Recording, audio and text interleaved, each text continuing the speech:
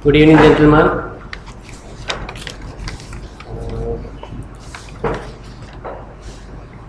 I am Masajar Ratna, a member of the Mechanical Engineering Sectional Committee of the ISL. It's my privilege to welcome you on behalf of the Mechanical Engineering Sectional Committee to another very special public lecture organized by Mechanical Engineering Sectional Committee. This is our 25th public lecture which we could have organized in this year with the prominent engineers and the professionals. So today's public lecture will be delivered by Dr. Perera on the topic of fuel economy of automotive powertrains and influence of driving style. Dr. Perera is a senior lecturer of the Department of Mechanical Engineering at the Open University of Sri Lanka. He has more than 15 years of academic experience in automotive engineering. So today he is sharing the results of his research programs on fuel consumption in automobiles. Without taking much time to introduce our invited presenter, I would like to welcome Dr. Perera to present his public lecture today. Thank you. Over to you, sir.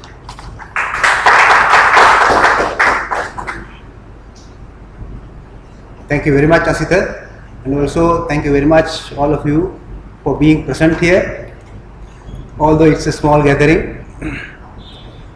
Fuel economy is a very important topic, and sometimes you might surprise when you go through some of the advertisements appearing in newspapers to sell vehicles.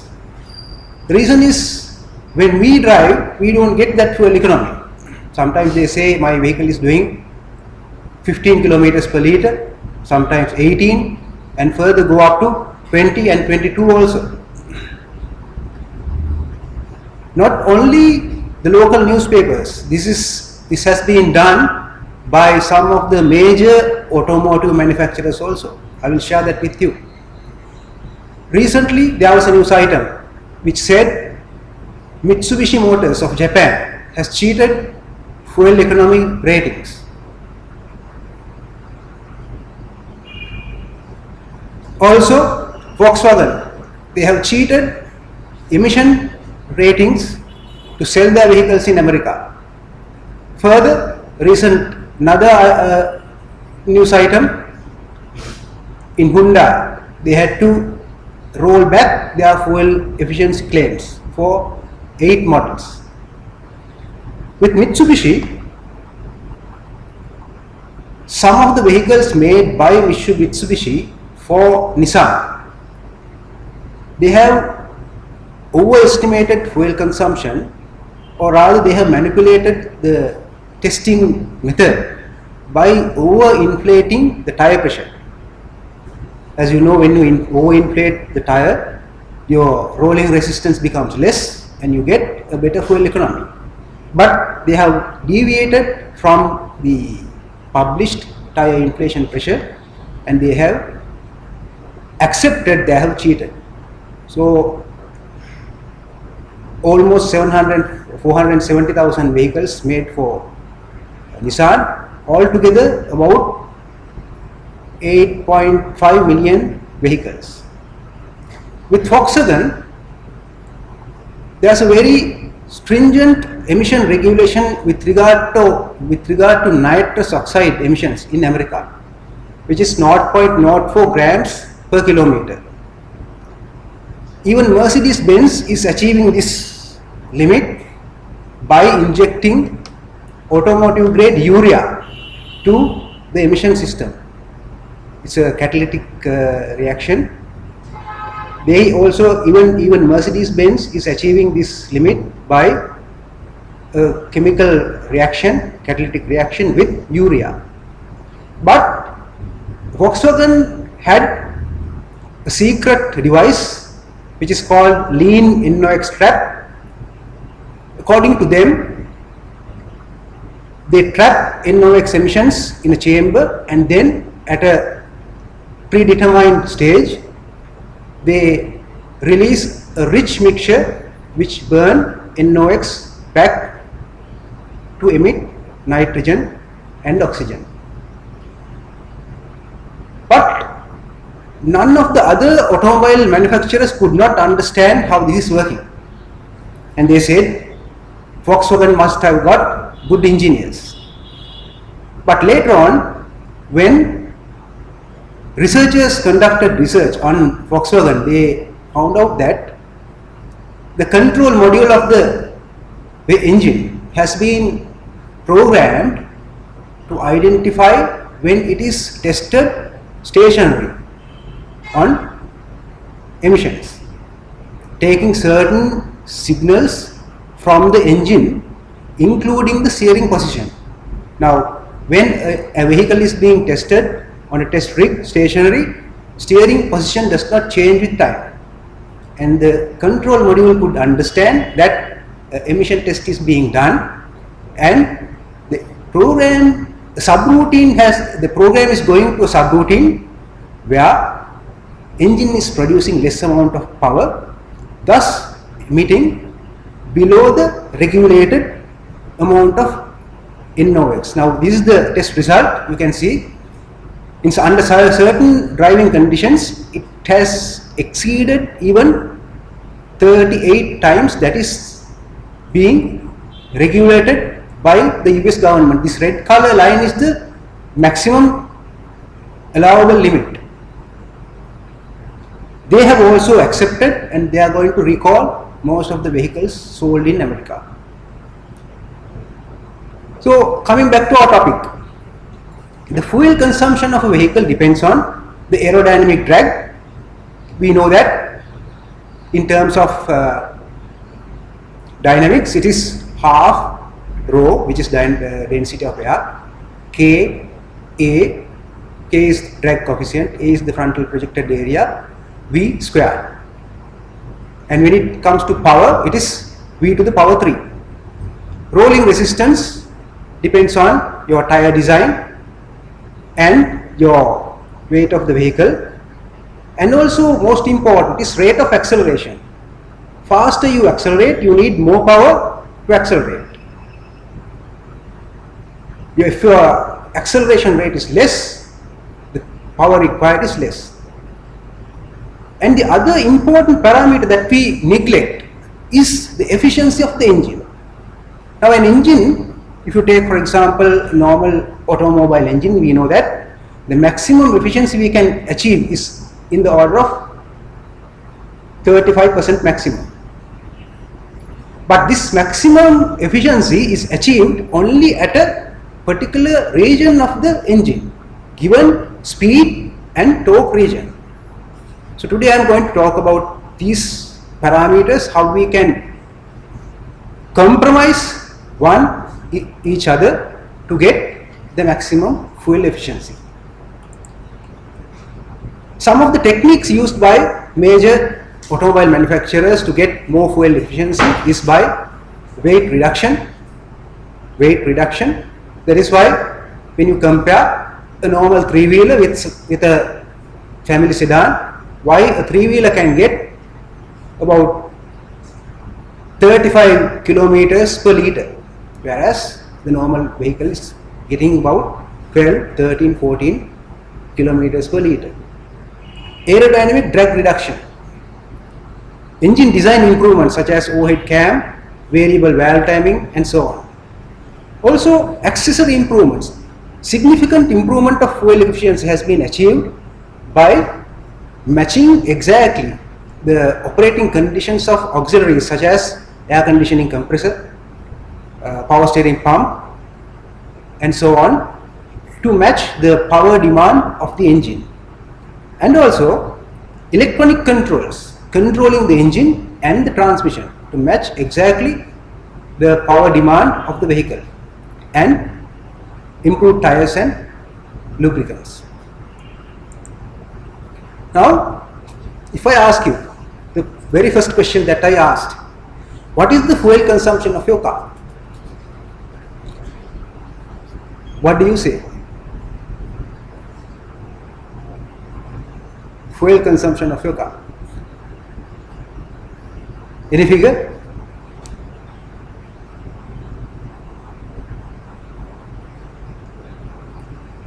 Any figure?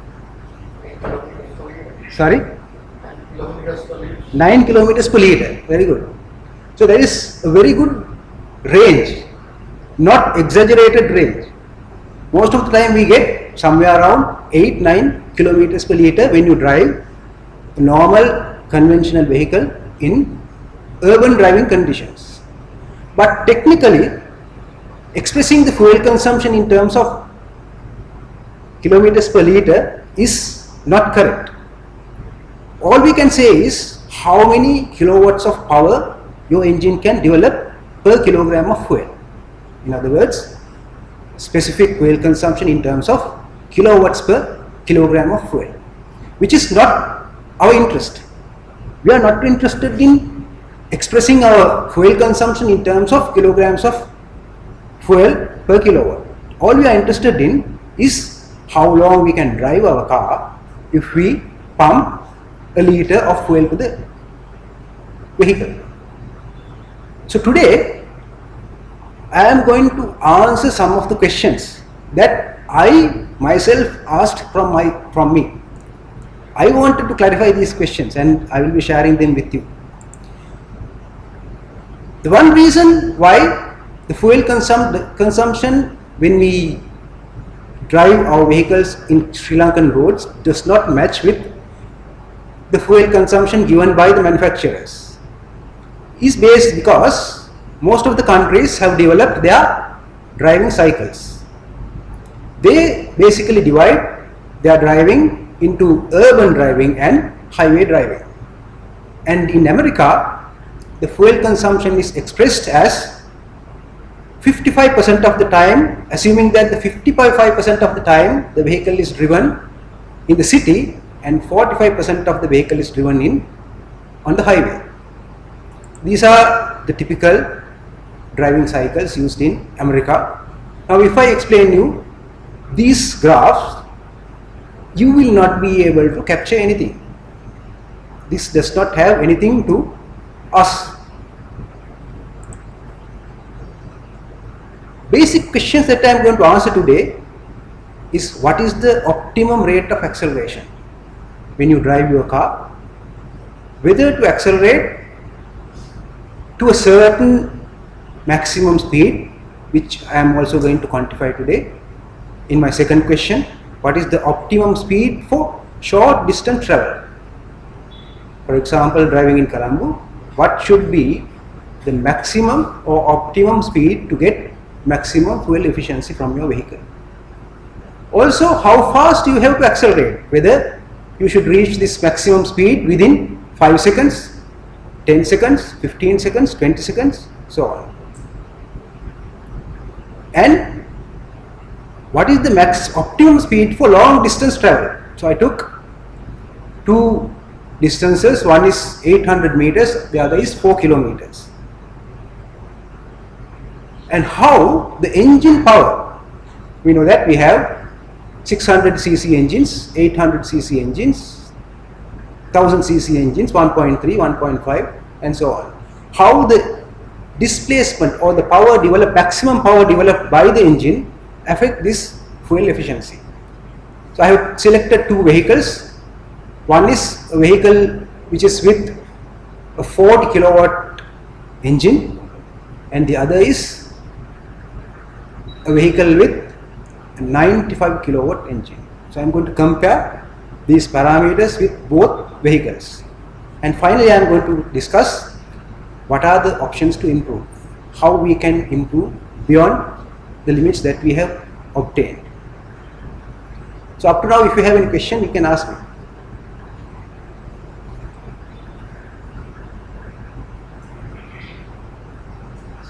So I will continue.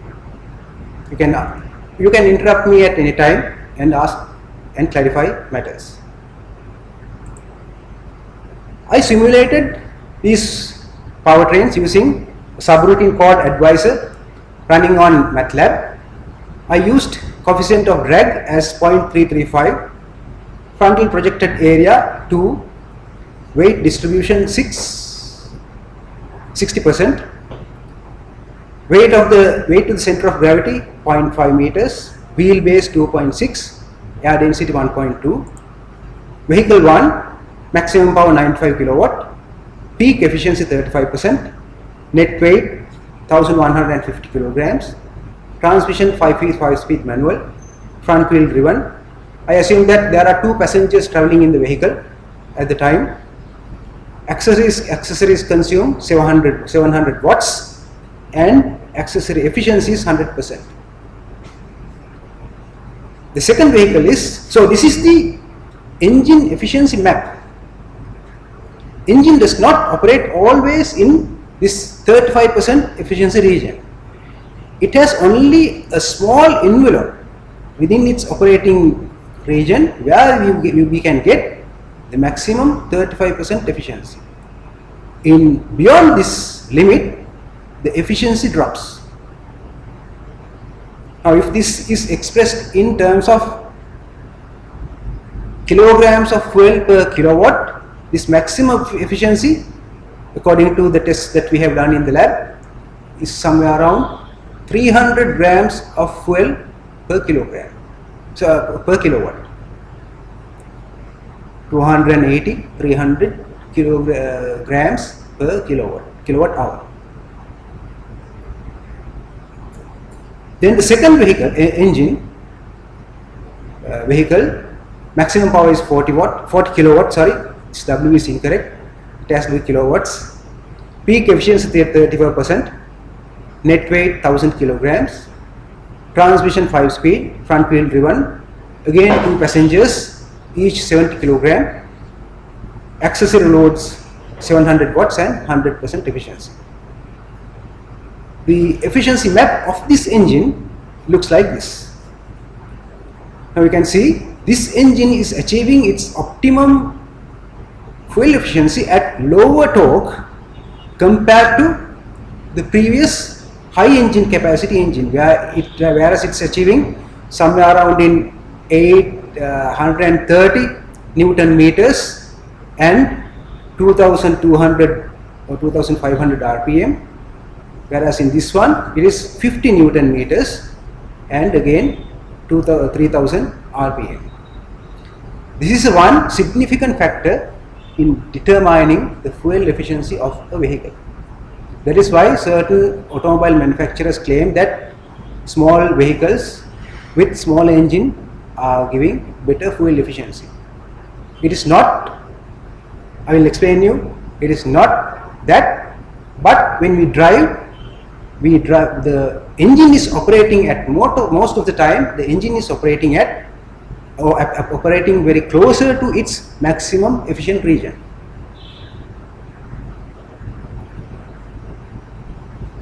First, I simulated both vehicles, assuming that it is steadily accelerating at a certain acceleration rate. I compared time taken to accelerate up to the constant speed. I selected speeds 20 kilometers, the constant speed 40 and 60, and I assumed that to reach this maximum speed the vehicle is taking 5 seconds, 10 seconds, 15 seconds and 20 seconds.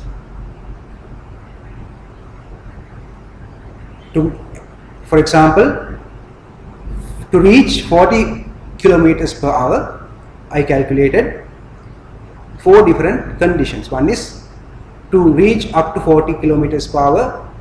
First condition is if it is taking 5 seconds. Second condition is if it is taking 10 seconds. Third is 15 seconds. Fourth is 20 seconds. So for range of speeds and different rates of acceleration, I compared the 90 kilowatt engine. The 90 kilowatt engine, when I compared if the vehicle is driven at constant 20 kilometers per hour speed, the maximum fuel efficiency is achieved when it is accelerated at within 5 seconds to within 5 seconds to 20 kilometers per hour. But as you can see, comparing the 40 kilometers per hour, 60 kilometers per hour constant speed, it is much lower. Much lower. I will show you why. I got the highest fuel efficiency when this vehicle was accelerated to 40 kilometers per hour within 5 seconds. Within 5 seconds to 40 kilometers per hour. Keep in mind that this is a high capacity engine with 90 kilowatts. If we talk about engine displacement, this is about 1.9 liter engine.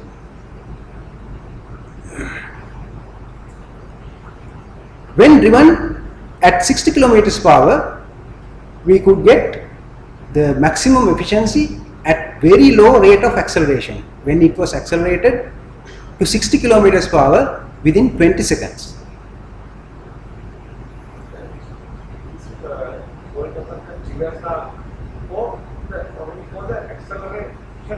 No, for entire journey of this, to accelerate from 0 to 40 kilometers per hour, to travel further and decelerate, the total distance in each point is 400 meters. So the time duration is different for each test to get exactly 400 meters at when the vehicle is driven at 20 kilometers per hour, 40 kilometers per hour and 60 kilometers per hour. In which condition you can identify to decelerate? Deceleration is also the same as acceleration. I assume it is the vehicle is being decelerated at the same rate as the acceleration time. So for example, in this test, it is 10 seconds to accelerate up to 40 seconds for 40 kilometers per hour, 10 seconds to decelerate from 40 to 0.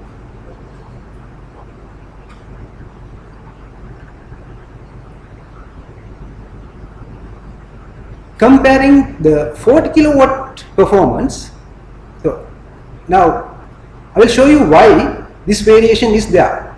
Now this is the engine operating region where the engine is being operated when the vehicle is being accelerated up to 20 kilometers per hour within 20 seconds. Very low acceleration, very low speed. So the engine is operating in a very inefficient region. That is why we got lower fuel efficiency. 10 seconds to accelerate up to 40 kilometers per hour. I am not showing everything here. Comparing 10 seconds to accelerate up to 40 kilometers per hour in the same engine. Now you can see it has been operating at a very moderately higher efficient region. 5 seconds to accelerate up to 40 kilometers per hour. Here it is operating at the maximum efficient region. Maximum efficient region. 5 seconds to accelerate up to 60 kilometers per hour, it has gone beyond the maximum efficient region and gone to 31% efficiency. So this is the main reason, one of the main reasons, because it's a compromise between power required to accelerate the vehicle and the aerodynamic drag, which is directly proportionate, the square of the velocity. So it's a compromise of the power required to accelerate, power required to overcome the aerodynamic drag, and operating the vehicle at its maximum efficient region. Performance of the 40 kilowatt engine at 60 kilometers per hour, there's one point missing. 5 seconds to accelerate up to 60 kilometers per hour. The reason is this vehicle cannot accelerate at that rate. It cannot accelerate up to 60 kilometers per hour within 5 seconds. But here also we assume I got the maximum fuel efficiency is at 10 seconds, when the vehicle is being accelerated within 10 seconds to 40 kilometers per hour. 40 kilometers per hour. And again 60 kilometers per hour, it's reaching somewhat the fuel efficiency we got for 40 kilometers per hour. But the efficiency is declining when you drive the vehicle at very low speeds. Very low speeds. So driving at very low speed does not mean that you are getting a higher fuel efficiency. Again, comparing where it was operating in its engine efficiency map. When it was accelerated to 20 kilometers per hour within 10 seconds, it was operating somewhere here, which is very inefficient. 20 seconds to accelerate up to 20 kilometers per hour, even lower. Very low rate of acceleration, very low speed. 10 seconds to accelerate up to 40 kilometers per hour, you can see it has been operating at its maximum efficient region.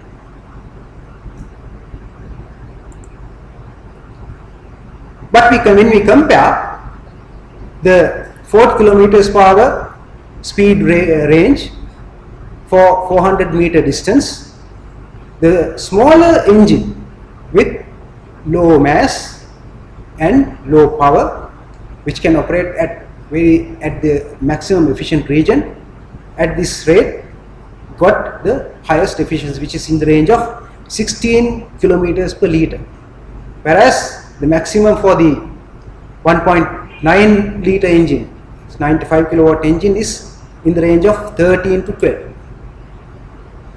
Now the thing is, still we don't get this fuel efficiency. We never get 16 kilometers per liter fuel efficiency when the vehicle is being driven in urban driving conditions. So what is the problem? The problem, okay, so I compared again 800 meters also, same way. There was no much difference. There was no much difference compared when comparing the 400 meter and the 800 meter cycles. Then I compared long distance travel, 4 kilometers. Now I assume that the vehicle is accelerating at the maximum optimum acceleration rate, but it's traveling at a stretch 4 kilometers. Then I got the optimum speed is somewhere around 60 kilometers per hour. So if you would like to get a higher fuel rating when you drive your vehicle on southern highway, and also I have tested this speed range, it's very difficult to drive at this speed with your family, because their intention is to reach the final destination at a shorter time. Our goal is to drive the vehicle at a moderate speed to get maximum fuel efficiency. So I tried this. You can get higher fuel efficiency if you drive at 60 kilometers per hour, but to compromise, even if you drive at 80, you will not lose much. But if you drive at 100, instead of somewhere around 22, you are getting 16. You are getting 16.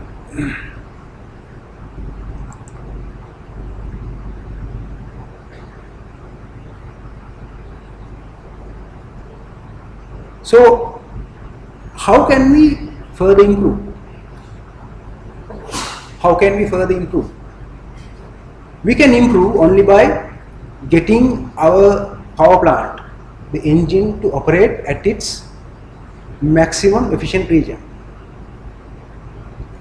But when the vehicle is being driven in urban driving conditions, it's very difficult to drive the vehicle at its maximum efficient region. So the only way is altering the powertrain configuration, which is hybridization. To refresh you with the construction of Toyota hybrid powertrain. Toyota has got two electric motors, one connected to the sun wheel of this so-called power split device, power split device, and a motor generator 2 to its ring gear. Ring gear is connected to the differential. To the planet carrier, the engine is connected. Now, this is a simulation of high speed cruising, where you can drive the vehicle by means of the electric motor, get the engine to operate at its maximum efficient region, and charge the battery. Charge the battery, get the engine to operate at its maximum efficient region, charge the battery, drive the vehicle fully electric or partially engine or electric.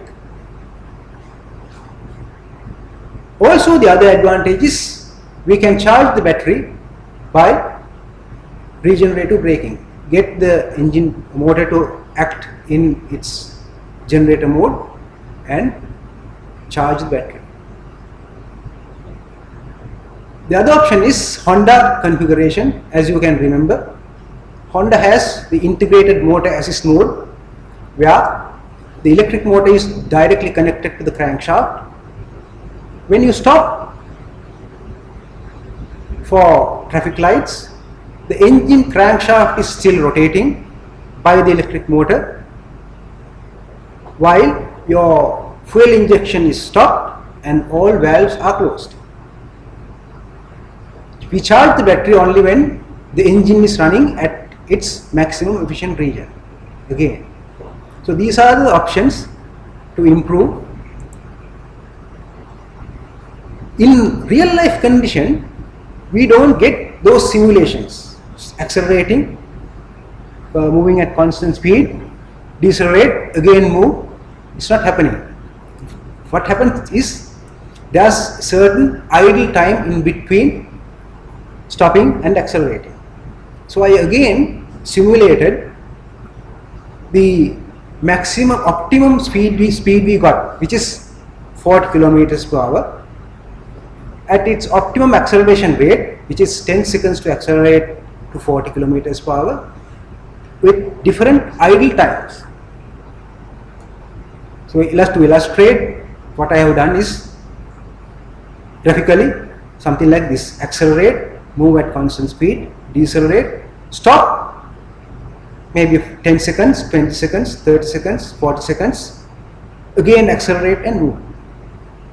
This is what we do when we drive in real life conditions. So here, the 40 kilowatt vehicle, if you stop for 10 seconds, you get 13 kilometers per liter. But when you prolong your stopping to 50 seconds, you are getting only 9 kilometers per liter.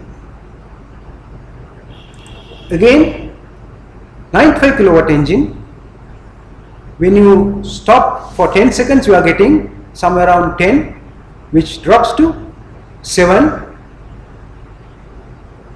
almost 7 kilometers per liter when you stop for 50 seconds. So now you can understand what is going on with your engine, with your powertrain, and the way you drive. So these are the options if you would like to improve your fuel efficiency while driving. But to improve the fuel efficiency of the vehicle, one way is to match exactly the capacity of your engine to suit your driving style. For example, if you had this 40 kilowatt engine in your vehicle, you will never be able to accelerate your vehicle to 60 kilometers per hour within 5 seconds. But with the 1.9 engine, you can accelerate to 5 seconds or even with less than 5 seconds. I compared the fuel efficiency of the Insight.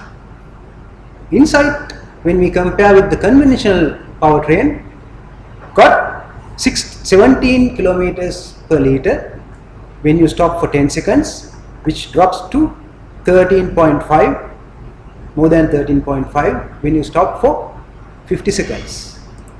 Whereas the Prius, Toyota Prius, is in the range of 15 to 13.4. 13.4. Keep in mind that these graphs are not starting from 0. To illustrate the exact behavior, this axis is starting from halfway through. That means this is not very closer to 0, 50 per point. Also, I again compared the highway driving, which is 4 kilometer driving distance for our two vehicles, 40 kilowatt, 90 kilowatt, and Toyota Prius and Honda Insight. All four vehicles I got optimum speed as somewhere around 60 to 70 kilometers per hour. Going beyond that, the hybrids does not deviate much from its maximum, but the conventional powertrains drop their fuel efficiency.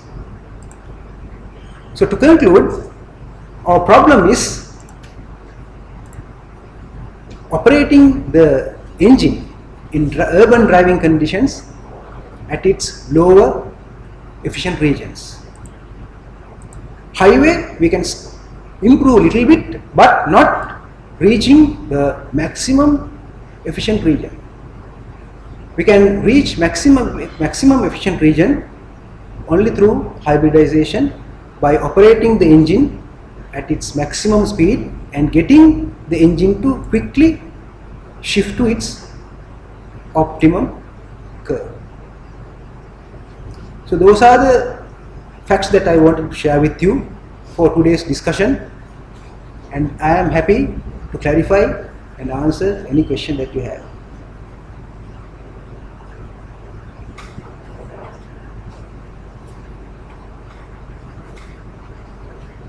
What was the CVT gearbox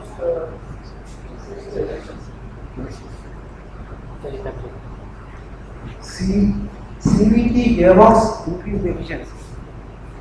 First thing is CVT does not have many moving parts, which means inertia to overcome moving parts is less and its weight is less, and also it can be programmed to exactly match different vehicles and different driving conditions. There is something called intelligent control. Now, for example, if you dismantle the battery wires of a vehicle for repair, and once you connect the battery wires, the engine cannot instantaneously maintain its idle speed because it's adaptive control. It adapts to your driving style, the wear and tear of the engine, and so on. So sometimes even your engine might stop halfway through. Then you have to train your vehicle. You have to train. It's called training. You have to train your control module to adapt to the new settings of the vehicle.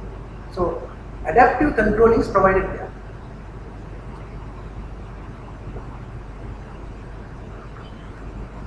Is there a significant difference in the vehicle like X-Trail, some X-Trail? It does not have older version. I know it had the CVT. After 2007 on it came with the CVT. Like the figure is like percentage is I am not in a position to quantify the efficiency for conventional gearbox and CVT. like say, is there increasing how many like kilometers per, how many meters per displacement? I am sorry, I don't have exact figures with me to quantify. The question is now, ASCA comes with this new technology is higher thing. I am not a mechanical engineer, but I like to know how it achieves higher sound. I am sorry, I am not conversant in the Mazda kind. Sorry.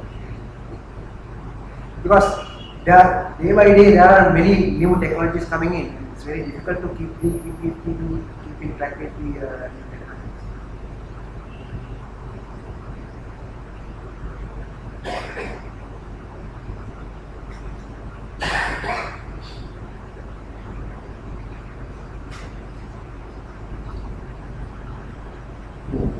Different vehicles have different gearboxes.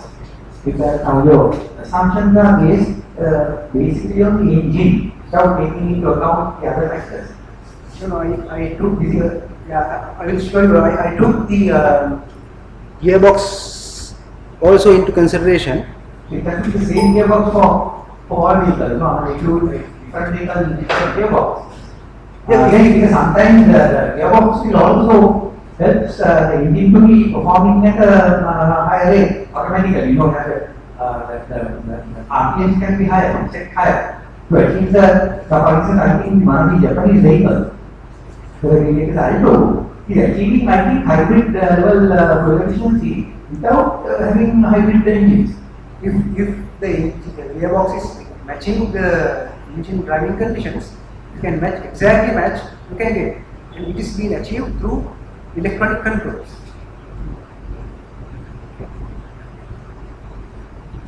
It's very important that within the powertrain, engine, the gearbox, even the radius of the tire wheel match the requirements. You have to match this thing. So if one of the things is slightly different, you are again back. Yes, because that means you are not getting your engine to the maximum efficiency.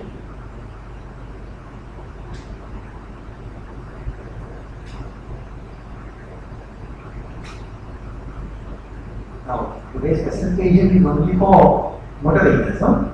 Yes. Not for trains or any other vehicle.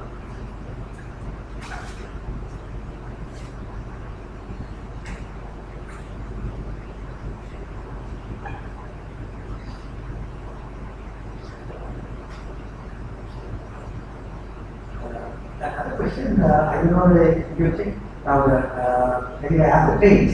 Say like 4-stroke against 2-stroke, these are comparison for the same conditions. 2-stroke. Now you have assumed that this is all 4-stroke. All 4-stroke.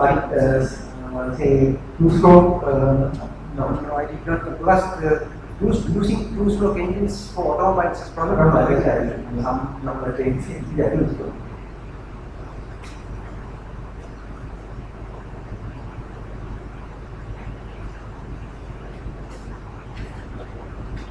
One more bit.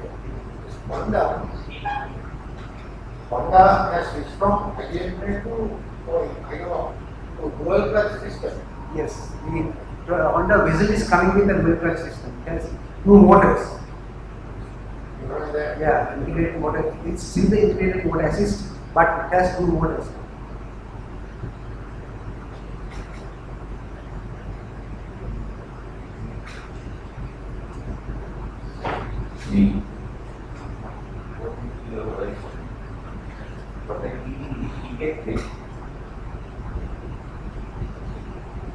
We get this fuel efficiency around 60 kilometers per hour to maintain the speed as far as possible.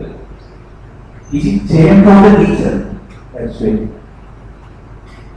At the moment, I cannot tell you. I compared only 2 options, gasoline options, 4 kilowatt engine and 95 kilowatt options. But it's a good idea for me to do some more simulations on diesel source. But keeping in mind that the thermodynamic efficiency of the diesel engine is much higher than that for gasoline, we should be able to run efficiently the diesel vehicle at much higher speeds.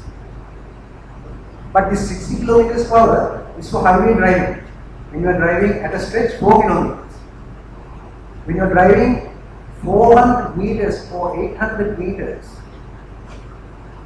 somewhat like urban driving condition, what I got as the optimum speed is 4 kilometers per hour.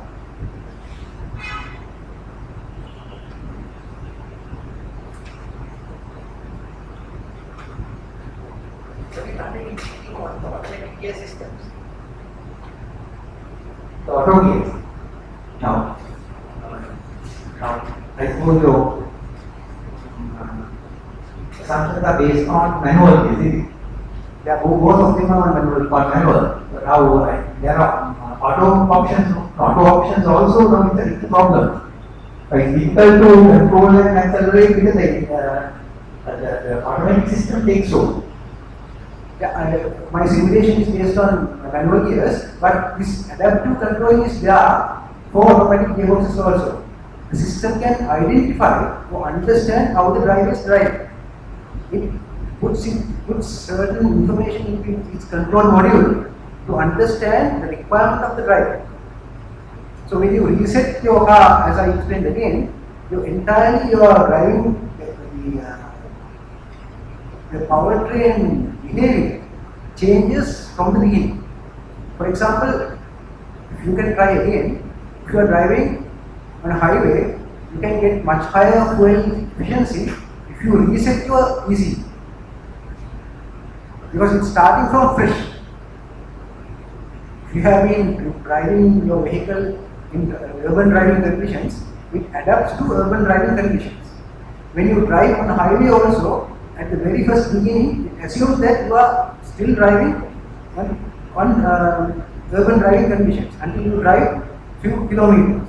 If you reset, you can get more higher fuel efficiency.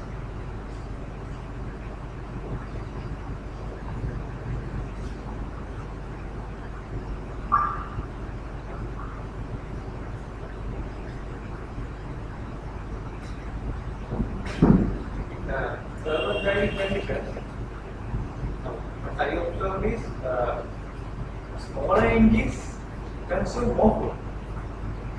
But it's like that now, when I compare with let's say same car, let's we take it as an example, MESC. Now 1000cc car, when we compare with 1000cc car and 1003, what we observe is 1000cc car is less in fuel efficiency, but 1003 car is slightly more fuel efficient in urban driving. Not for highway. In highway, yes, 1000cc is slight efficient. How do you observe it, or can you explain why? Yeah, I explained it. Now, my 95 kilowatt vehicle, if you intend to accelerate within short period of time in your driving, the most highest efficiency you got at the 95 kilowatt engine. But if you accelerate moderately, you get higher efficiency with the 40 kilowatt engine. So all that depends on how you drive. If you accelerate moderately, you might be able to get much higher efficiency with the 1000cc engine. Now I myself had a 1.3 Yaris, and now I have a 1000cc Delta. I am getting a higher fuel efficiency in urban driving with my Delta. So all that depends on Maybe what Yaris is not CVT car. Yaris could be a auto gear, but conventional gearbox. No, it's side. Yaris Yaris is CVT, yes. Yaris is also CVT. So that depends on how you drive. Your experience could be true, but to really quantify the engine capacity is alone is not sufficient. How you drive is also important. I thought another factor, that means how the weight of the vehicle and matching with the weight is engine power. If engine is running with low power, not low power, power is not enough. Let's say the vehicle the engine power is not enough for the acceleration, then it will try to operate in higher RPM. That means consume more fuel. Yeah. Remember I explained you when I compared the 40 kilowatt. Shall I go to my presentation?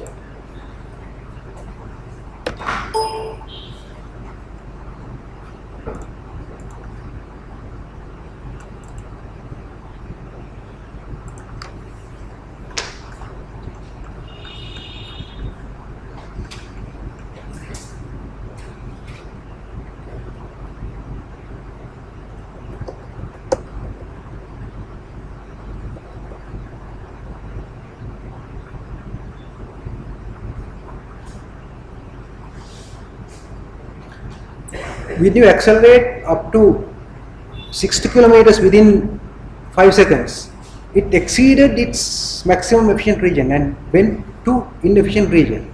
But when it was accelerating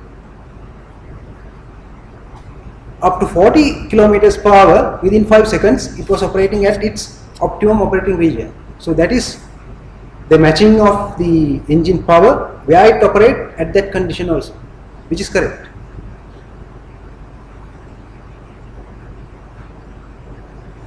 Manufacturers give this information, some kind of information at least.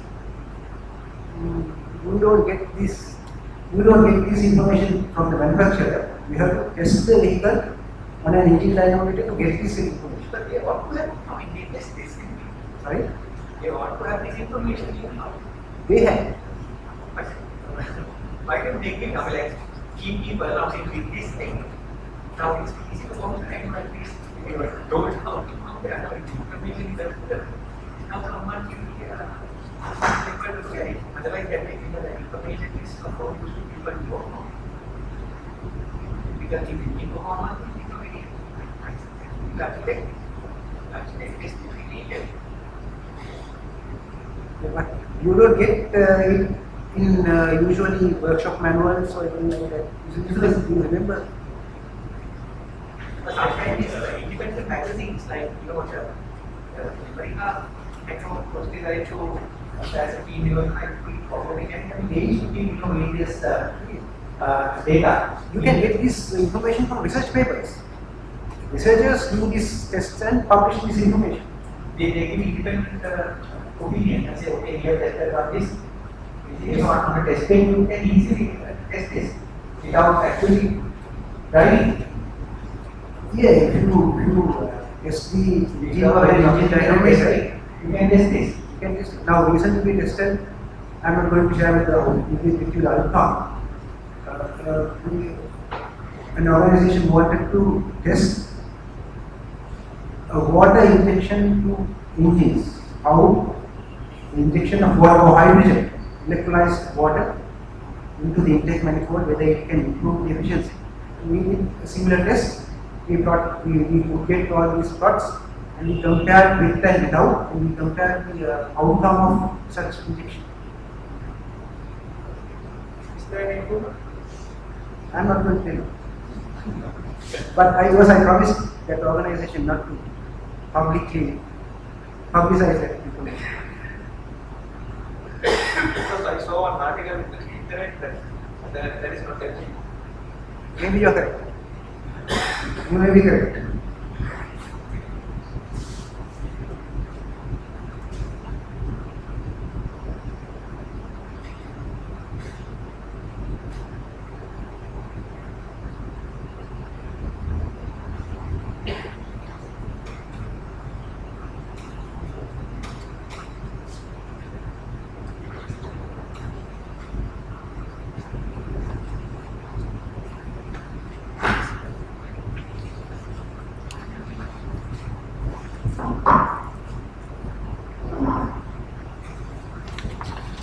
I hope there are no more questions, so we will continue with the rest of arrangements.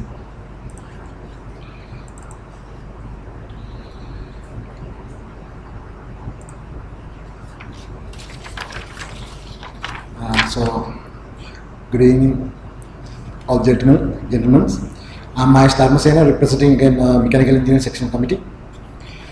So, I'm with great pleasure to deliver the vote of thanks in this valuable lecture, Fuel Economy of Automotive Powertrains and Influence of Driving Styles. So, first and foremost, I would like to express our sincere gratitude to lecturer Dr. Rasika Perera for accepting our invitation and delivering this wonderful lecture. As he said, technology advancement of fuel efficient powertrain configurations are happening day by day, but with added capital cost. However, most importantly, driving style has significant effect on fuel consumption of the vehicle. Hope you have acquired salient points of technically well explained best driving style for the best fuel economy of your vehicle. So I hope this lecture is valuable for you. So thanks again, Dr. Perera, for sharing his knowledge. So our special thanks goes to our chairman, Engineer Arjun Manampeli, for leading us and guiding us to do this kind of valuable lectures. And also I would like to thank our ISL staff, especially Ms. Ramani, Ms. Sanduni, and Mr. Kalana, Mr. Chamar from IT department, and Mr. Tudor, Manager Operations, for supporting to organize this event.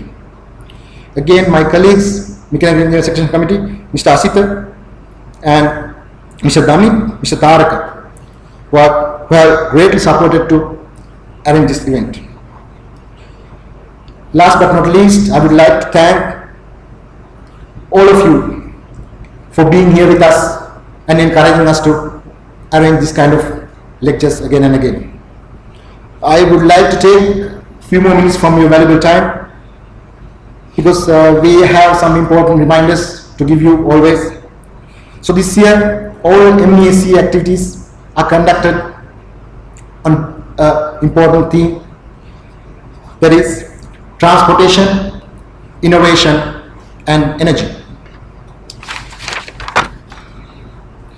So you may log into www.isl.lk website for get all the updates of our MESC activities, and most importantly, we are publishing all these lectures in video form in this ISL website under the resource tab. Also, you may follow us in ISL Twitter account, ISL_MESC. This is our Twitter account. And one more important message, we would like to invite all of you for our next event, that is full day public workshop on research with the topic of engineers, you can do research, learn how. It will be held on 28th September, coming week. It will be started around 8:30 and it's a full day program. It will be held here actually. So I would like to show, these are the resource persons. It will be conducted, these renowned researchers, Professor Priyan Jayas, Dr. Sanjeev Maitripala, Dr. Himal Suravira, Dr. Ranjit Pallegan. You may see the topics of resource persons, what they are going to tell you in this public workshop. So this is a valuable opportunity, and of course it will be free of charge. So I would kindly request you to publish this event because we are getting less publicity through our website. If you can tell your friends to come and join with us, so this will be a valuable program and it is free of charge. So I will kindly invite you also to be there. So before concluding this event, there's a token of appreciation to be given to our presenter, Dr. Rasika Perera. So I cordially invite our colleague, Engineer Asita, to present the memento to our guest speaker.